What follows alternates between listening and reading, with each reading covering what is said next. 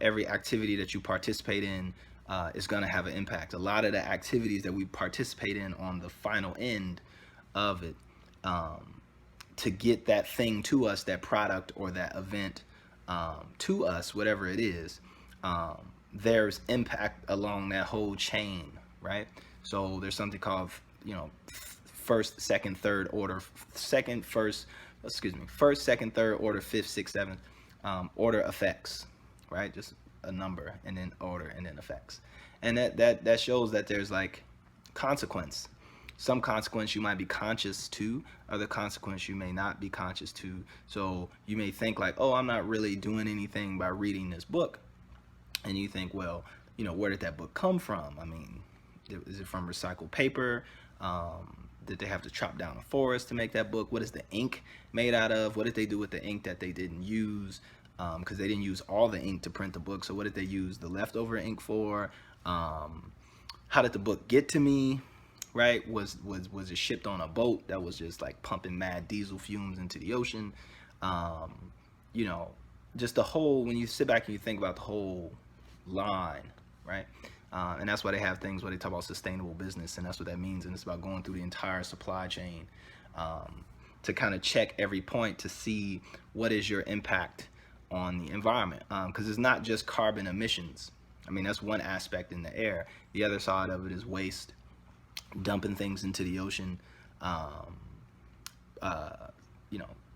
dumping things into local reservoirs or rivers, or pouring it down the sink, et cetera, et cetera, et cetera. So there's many impacts along the supply chain of manufacture to bring you that item, that product, or that event, the carnival that comes to town. I mean, it has to come from somewhere, and along the lines of that, what was his impact on the environment? What was his impact on society? And then what is the impact once it leaves? I mean, what happens to all the trash that is kind of generated from that night out on the town that you had, or that nice fine dinner that you enjoyed, et cetera, et cetera, et cetera. So think about things kind of holistically from point A to point Z. And then, what can you do in your daily life once you become aware of something like that everything has a two sides to every story. There's the good side that you enjoy, and then there's the side of it that there's a cost to having that product or that event in your life, no matter how much joy or excitement that it brings you, no matter what it is, right? There's always a cost, right? So it's like, what are those costs? Who bears the burden for that cost? Who bears that cost? Because it might not be you, it might be your neighbor, right? Yeah, you had a party, for instance, like you had a party and you was hanging out and you was chilling with your friends, and you were making a bunch of loud noise and playing music and doing all type of other stuff. But your neighbors, right, they didn't get a party, right? What they got was, damn, I wish they would cut that music down, or can't wait till they go to sleep, I gotta get up and go to work in the morning, and da-da-da-da, right? So it's apply that same kind of logic to, when you think about your daily decisions, when you buy things, participate in certain things.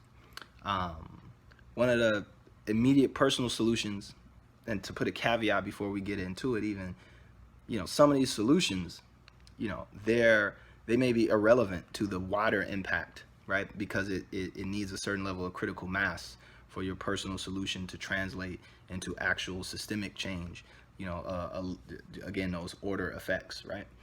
As they get exponentially greater, right, in impact as you go up the chain, right? So some of these things that you may do personally, if you're the only person on your block doing it, I mean, in terms of a real objective impact on the amount of carbon being emitted into the atmosphere, or the amount of waste that's being dumped into the ocean, it might be minimal to the point where it doesn't matter.